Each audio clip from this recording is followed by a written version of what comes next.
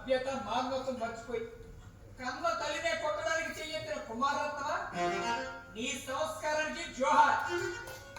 ఏమయ్యా సుందరయ్య, ఏమమ్మా శారదమ్మ, ఇప్పుడు చూసేనే గర్వపడుతున్నది. ఇలాంటి మానవత్వం చేతనే తలకొరువు పెట్టించుకోవాలని ఆరాటపడుతున్నది. అయ్యా సుందరయ్య కంటతడి పెట్టించేవాడు కాదయ్యా కొడుకు, కన్నీటిని తుడిచేవాడనయ్యా నిజమైన కొడుకు. చాలా ఎక్కువగా మాట్లాడుతున్నావు. కొట్టనందుకు సంతోషించు. నువ్వు అసలు మనిషివేనా? నీ చుట్టూ మీద అంతా ఉన్న సంగతి మర్చిపోయి నీ మీద పచ్చి ప్రాణాలు పెట్టిస్తున్న ఈ పిచ్చిని కొట్టబోతావు. నీకు అసలు సంస్కారం ఏంటిందా? ఏంటండి సుబ్బారావు గారు, వీళ్ళందరితో తిట్టించడానికి నా దగ్గర పిలిపించింది. ఇక్కడ జరగవలసింది జరిగింది మరొకటి. వాళ్ళేదో నిన్ను అన్నారన్న నెగిటివ్ ఫీలింగ్స్ బయట రాకపోవడం వల్ల నేను చెప్పాల్సి మీకు అర్థం జరిగింది అయింది. అసలు విషయం ఏంటో చెప్పండి. మీరు మనోజ్ గారు అమెరికా నుంచి వచ్చారు. ఓ నైస్. మా వాళ్ళతో చర్చ చేస్తారండి. అందుకని వాళ్ళు ఎందుకు వచ్చారంటే వృద్ధాశ్రమంలో పిల్లల ఆధారం కోసం తప్పించే తల్లిదండ్రుల్ని అమ్మా నాన్నగా దత్తత తీసుకుందామని వచ్చారు. కానీ మంచి ఆలోచనే. అతని ఆలోచన మంచిదని నీకు అర్థమైంది, కానీ నీ అమ్మ నాన్నలకే అర్థం కాలే. అంటే మిస్టర్ మనోజ్ దత్తత తీసుకోవాలనుకుంటున్నది నాకు అభ్యంతరం లేదంటాడు.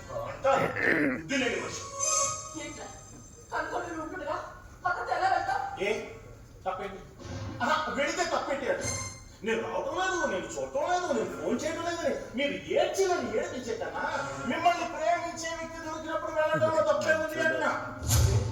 అంటే నీకు మాకు ఏ సంబంధం లేదని నిర్ణయించుకున్నావా?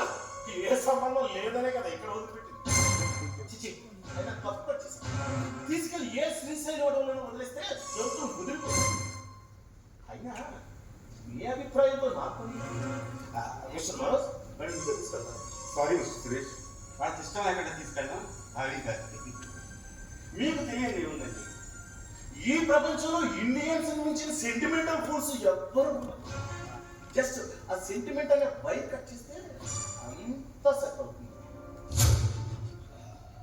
1 minute.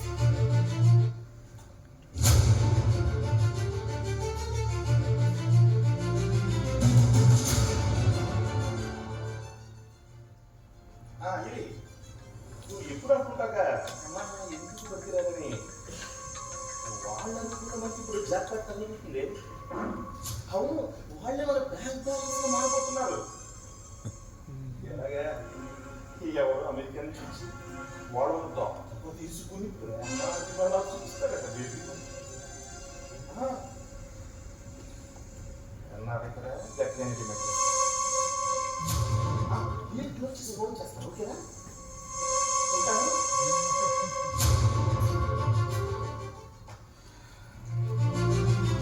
ఓకే మిస్టర్ మనోజ్, నాకు అవసరం లేనిది నీకు అవసరమైంది. సో నాకు 5 లక్షలు ఇస్తే వీళ్ళని నీతో పంపించే రెస్పాన్సిబిలిటీ నేను తీసుకుంటాను. ఏమిట్రా ఏమిట్రా అన్యాయం? మమ్మల్ని 25 లక్షలకి అమ్ముతావా? నువ్వు కొడుకువా వ్యాపారివా? అమ్మకానికి నీ దగ్గర ఏమీ లేనప్పుడు మిమ్మల్ని అమ్మటంలో తప్పే ఉంది అని. అయినా పిల్లలు అమ్ముకున్న తల్లిదండ్రులు ఉన్నప్పుడు తల్లిదండ్రులు అమ్ముకోవడంలో తప్పే ఉంది. కొనేవాడు ఉండాలి, కానీ ఈ ప్రపంచంలో మనుషులు కూడా అందరి సరుకులే.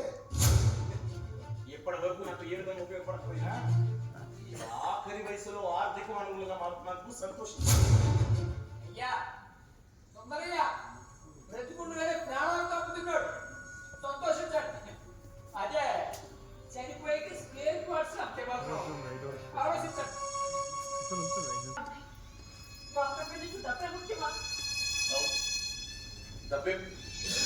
మీరు చూపిస్తున్న ఈ ప్రేమ అభిమానాల వల్ల ఇదిగో ఈ ఆశ్రమం ఫీజు పెనాల్టీ అదే మిమ్మల్ని అమ్మేస్తే 5 లక్షలు డిమాండ్ బట్టి రేటు మంచి రేట్ వచ్చింది.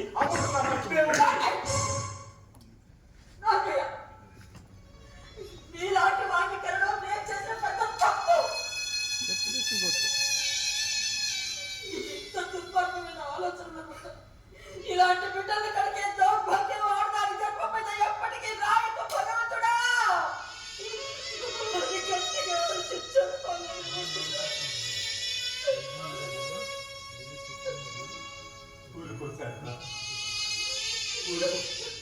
ఏడ్చి విలువైన నీ కన్నీటిని వ్యర్థం చెయ్యకు.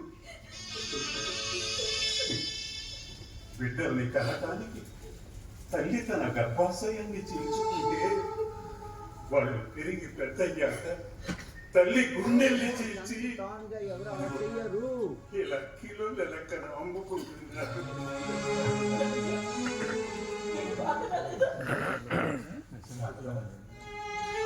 కొన్ని క్షణాల క్రితం వరకు నేను మనిషిని అన్న స్పృహ ఉండేది.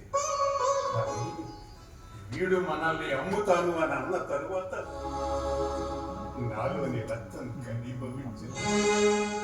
ఇప్పుడు నేను ఒక జీవోత్సవాన్ని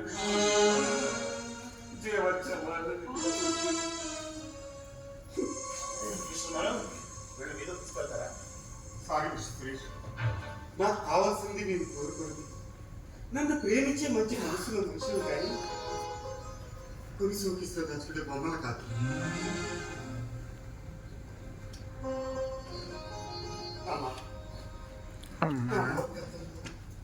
ప్రశాంతమైన మీ జీవితంలో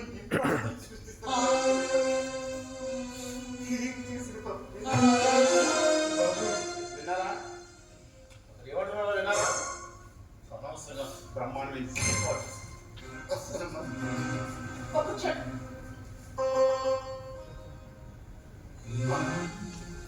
తల్లిదండ్రుల కోసం, తల్లిదండ్రుల ప్రేమ కోసం నువ్వు ఎంతగా ఆరాటపడుతున్నావో చూసిన తర్వాత కూడా నీ బాధని అర్థం చేసుకోకపోతే ఒక ఆడదానిగా నా జన్మకు అర్థం లేదు.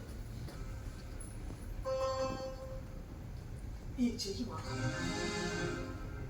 ఎడారిలో వాన చిలుకు కావాలి.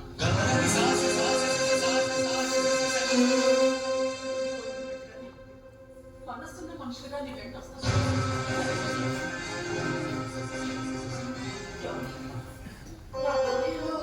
మీ నిర్ణయం ఎప్పటికీ తప్పుతుంది శారదా, ఎప్పటికీ తప్పుతుంది. ఇదయ్యా ఈ దశాబ్దపు అద్భుత దృశ్యం. ఈ రోజు నుంచి నీ కళ్ళల్లో కమ్మని కళ్ళ తప్ప బాగోలేదమ్మా. అదిగో అదగండి. ఇక నేను ఒకనున్నా మీరు కలుసుకొని చేయి కలిపేసుకుని హాయిగా పార్టీ చేసి స్వీట్లు పట్టుకొని ఒక ఫ్లైట్ ఎక్కి అమెరికాకి వెళ్ళిపోతుంటే మీరు పెట్టే స్వీట్లు తింటే హ్యాపీ సాగుతాననుకున్నారా? వాటికి లక్షలు ఇస్తే కలిసి ఇవ్వకపోతేనా ఇక్కడి నుంచి నేరుగా పోలీస్ స్టేషన్ పెట్టి శ్రీ సామనాథాశ్రమంలో దత్తత పేరుతో నాలుగు వ్యాపారం జరుగుతుంది. ఇక్కడ దత్తత తీసుకుని ఇక్కడ నుంచి అమెరికాకు తీసుకుని అక్కడ వాళ్ళ కిట్టీలతో వ్యాపారం చేస్తున్నారు. నా తల్లిదండ్రులు కూడా పోతే నేనే దగ్గరుండి రక్షించుకున్నాను అని కథలుగా చెప్పి మీ అందరి పైన పోలీస్ కంప్లైంట్ ఇస్తాను. అప్పుడు మీ అందరి పైన ఉచ్చుకాలు క్యాష్ కావాలా చెప్పేమంటారు.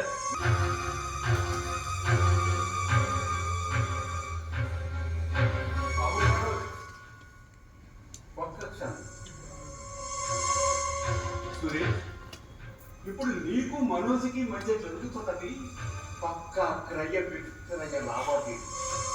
వ్యాపార లావాదేవీ అన్న తర్వాత అగ్రిమెంట్లు దస్తావేజీలు తప్పనిసరి. ఎందుకంటే నీకు డబ్బే ముఖ్యం. రేపు ఎంతకన్నా పెద్ద బేరం వస్తే నిన్ను నమ్మలేని పరిస్థితి.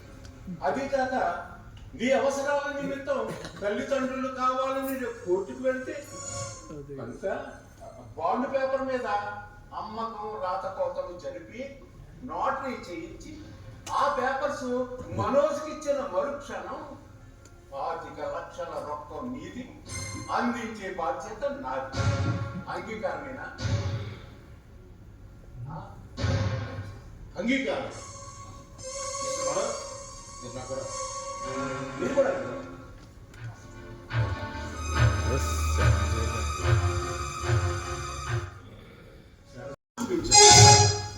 పవిత్రమైన ఈ ఆశ్రమంలో దత్తత పేరుతో మనుషుల్ని విదేశాలకు ఎగుమతి చేస్తున్నారని పోలీస్ కంప్లైంట్ ఇస్తాను. గుర్తొచ్చిందా? అంటే నువ్వు చేస్తున్న ఈ తప్పుకి లిఖిత పూర్వకమైన సాక్ష్యం ఉండాలని నీ కన్నా ఈ పేపర్ రాయించాను.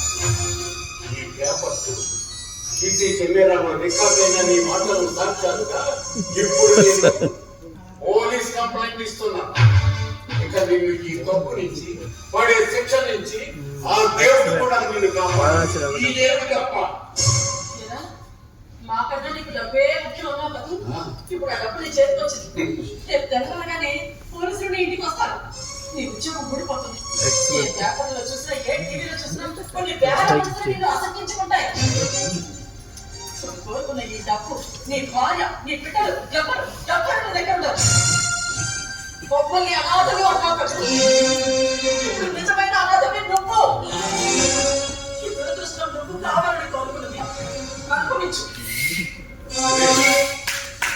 నువ్వు మాకు అపకారం చెయ్యాలనుకున్నా భగవంతుడు మాకు ఉపకారం చేశాడు. మనోజ్ లాంటి మంచి మనసున్న మనిషిని మాకు కొడుకుగా ఇచ్చి ఎడారిలో వాయించినట్టుగా మా జీవితంలో ఆనందాన్ని నింపారు. అందుకు మేమే నీకు థ్యాంక్స్ చెప్తున్నాం.